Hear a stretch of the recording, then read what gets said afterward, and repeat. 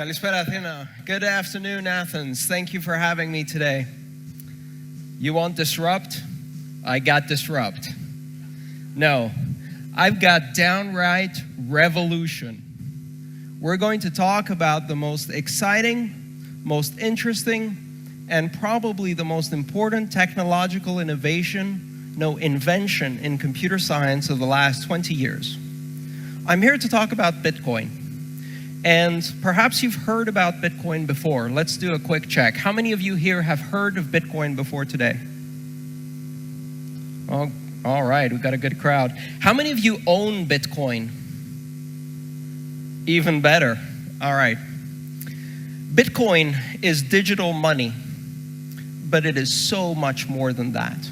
Saying Bitcoin is digital money is like saying the internet is a fancy telephone. It's like saying that the internet is all about email. Money is just the first application. Bitcoin is a technology, it is a currency, and it is an international network of payment and exchange that is completely decentralized. It doesn't rely on banks, it doesn't rely on governments. And we have never done this before in the history of humanity. This invention is truly revolutionary, and when we look back at these moments, we will see that this is a historic moment in the evolution of computer science, but also a social and political revolution in the making. So let's get started. Bitcoin is digital money. It's money just like euros or dollars, only it's not owned by a government. And you can send it from any point in the world to any other point in the world instantaneously, securely, and for minimal or no fees at all. 2 days ago, we saw one of the largest transactions ever recorded on the Bitcoin network, where someone transferred $150 million between two Bitcoin accounts in 1 second for 0 fees. And just that allows you to grasp how disruptive this technology is going to be in terms of international payment systems. But this is just the beginning. Bitcoin is a digital currency that came into existence in 2008 as an invention by a person called Satoshi Nakamoto. And he published a paper where he posited that he had found a way to create a decentralized network that could achieve consensus, agreement, without any central controlling authority. Now, if you have studied computer science or distributed systems, this is known as the Byzantine general's problem. It was first posited in 1975, and until 2008, it was an unsolved problem. But we immediately understood the importance of solving this problem, and Satoshi Nakamoto said, I have solved it. And guess what happened next? Everybody laughed and ignored him and dismissed him. And he published this paper, and then 3 months later, he published software that allowed people to start building the Bitcoin network. Bitcoin is not a company. It's not an organization. It is a standard or a protocol just like TCP/IP or the internet. It's not owned by anyone. It operates by simple mathematical rules that everyone who participates in the network agrees on. And through this simple mechanism, and through the invention of Satoshi Nakamoto, Bitcoin is able to allow a completely decentralized network of computers to agree on what transactions have occurred on a network, essentially agreeing on who currently has the money. So if I send money from my account to somebody else's account in this peer-to-peer, completely decentralized network, it's just like sending an email. There's no one in the middle. It just goes from my computer, where the money is stored, to the recipient's computer with no intervention. And the entire network, every 10 minutes, agrees on what transactions have happened without any centralized authority, by a simple election that occurs electronically. This particular solution, this invention, is far more important than currency. Currency is just the first app. Just the first application that you can build on a distributed consensus system. Other applications include distributed fair voting, stock ownership, asset registration and notarization, and also many other applications we've never thought of before. I discovered Bitcoin for the first time in 2011, and since the internet, I have not felt this feeling of being completely overwhelmed by the possibilities that I saw. I was there at the dawn of the internet in 1991 when it was pre-commercial, and I could see that this was going to change the world, but couldn't tell everyone around me because no one believed me. And I have that exact same feeling about Bitcoin. Now, some of you may have heard of Bitcoin as a currency, as a system of money that is currently going wildly high in price one day and wildly low in price the other day. And what I'm here to tell you is to ignore the price and to ignore Bitcoin, the money, and understand Bitcoin, the technology, the invention, and the network it creates. Because if we mess up the money, we'll just reboot another currency. The invention of Bitcoin, the technology that makes it possible, cannot be uninvented. And it creates the possibility for decentralized organization on a scale never before seen on this planet. And here's why it's important to me. Today in the world, approximately 1 billion people have access to banking, credit, and international finance capabilities, primarily the upper classes, the Western nations. 6.5 billion people on this planet have no connection to the world of money. They operate in cash-based societies with very little access to any international resources. They don't need banks.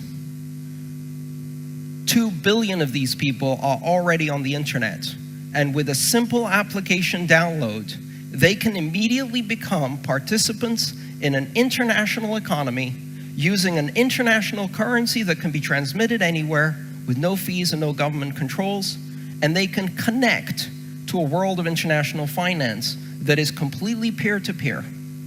So Bitcoin is the money of the people.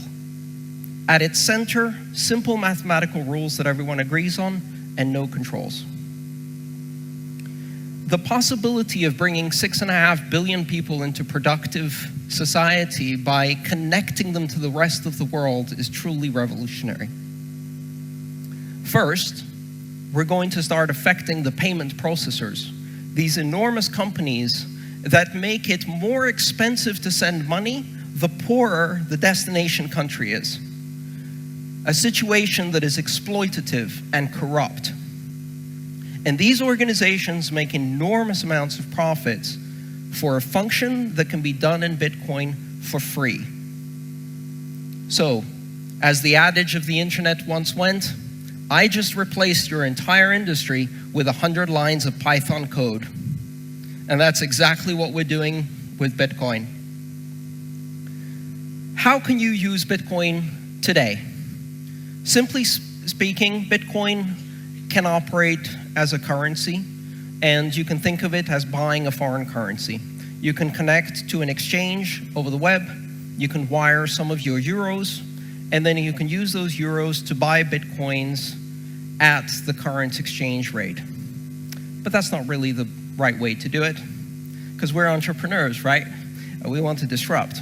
So, the best way to do it is to find a product or service that you can offer that someone with Bitcoin wants to buy, and to start earning Bitcoin. If you think about starting up a business within an international environment, there are two primary barriers to becoming a global business.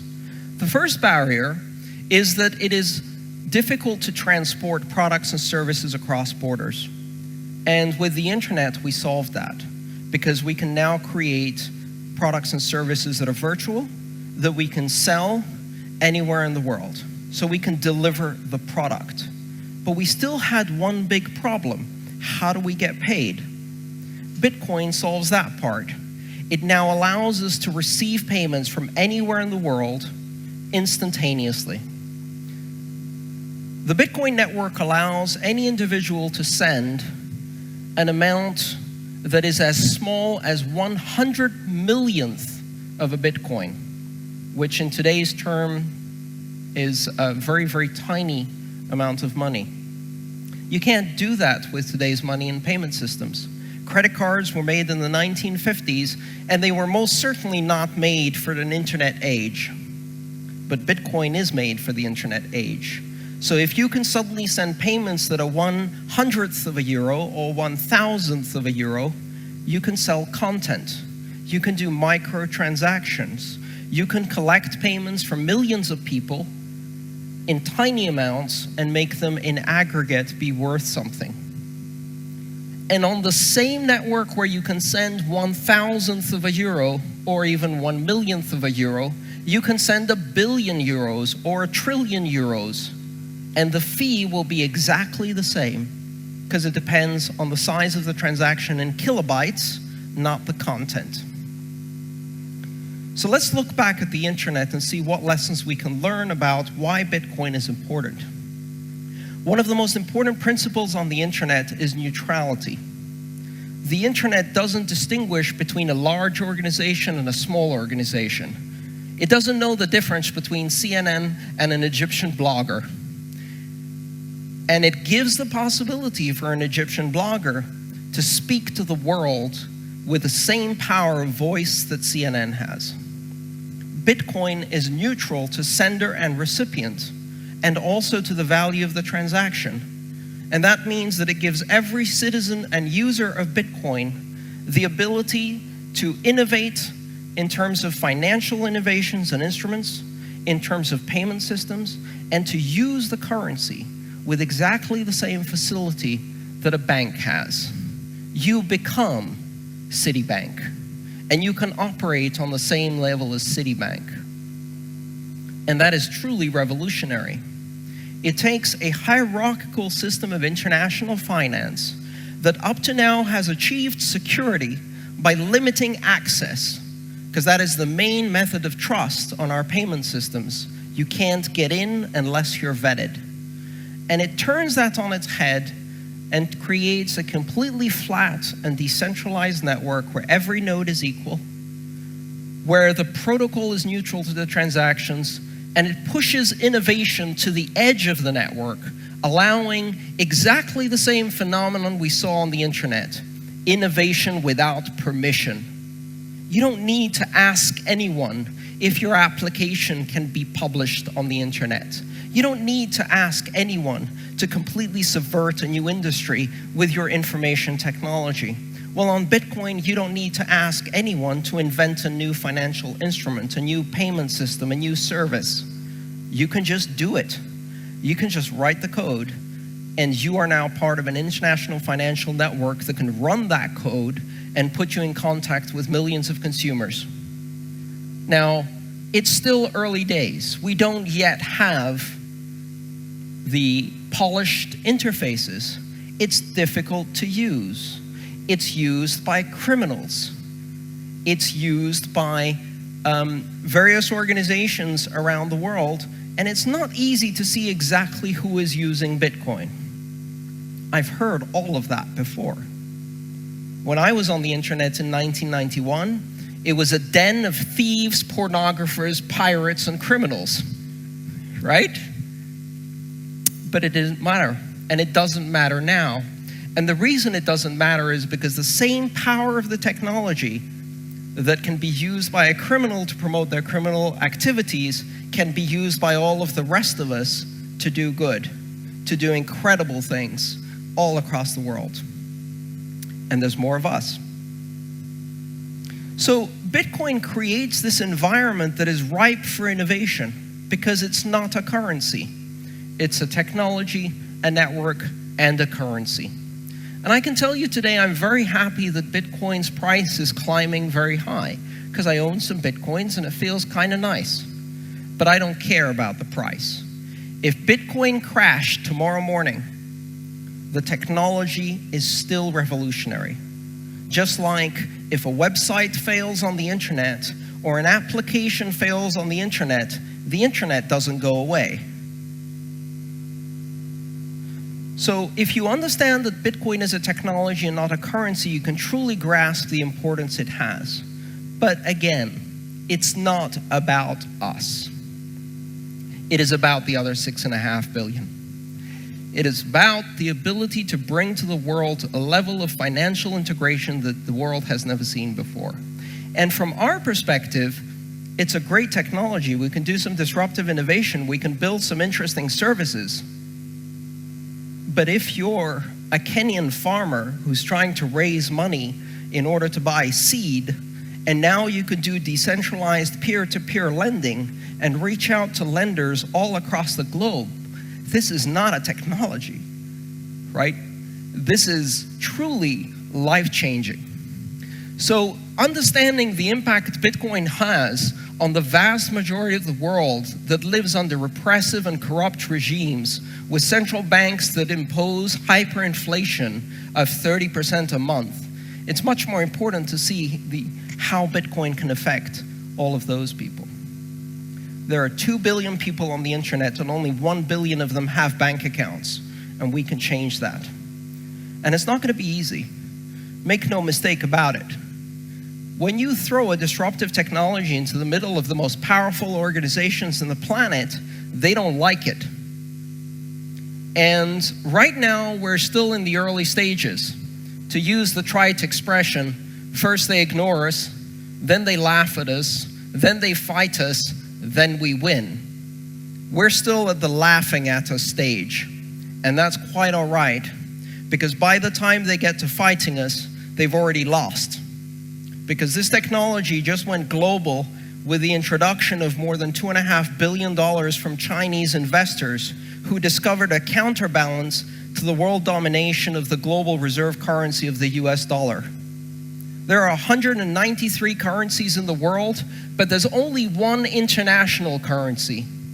There are 193 currencies controlled by central banks and governments, but there is only one mathematical currency today, and that's Bitcoin. And we are going to build more of them. Cryptographic currencies are going to be a mainstay of our financial future. They are going to be part of the future of this planet because they have been invented. And it is as simple as that. You cannot uninvent that technology. You cannot turn that omelet back into eggs. So understanding that we already have more than 100 competing currencies in that space shows how quickly innovation has exploded, and even beyond Bitcoin, the currency. There are many other altcoins, alternative coins as they're known, that use the very same basic technology of a decentralized asset ledger using consensus in the network with Satoshi's algorithm in order to achieve other forms of currency. Currencies that are inflationary, currencies that are deflationary, currencies that use demurrage or negative interest rates, currencies that are charitable and redistribute a proportion of the income to charitable organizations. We can invent money non-stop and create new forms of money and the instruments. At the end of the day, Bitcoin is programmable money. And once you have programmable money, the possibilities are truly endless. We can take many of the basic concepts of our current system that depend on legal contracts, and we can convert these into algorithmic contracts, into mathematical transactions that can be enforced on the Bitcoin network. And as I said before, there is no third party. There is no counterparty. If I choose to send value from one part of the network to another part of the network, it is peer to peer with no one in between. And if I invent a new form of money, I can deploy it to the entire world and invite others to come and join me.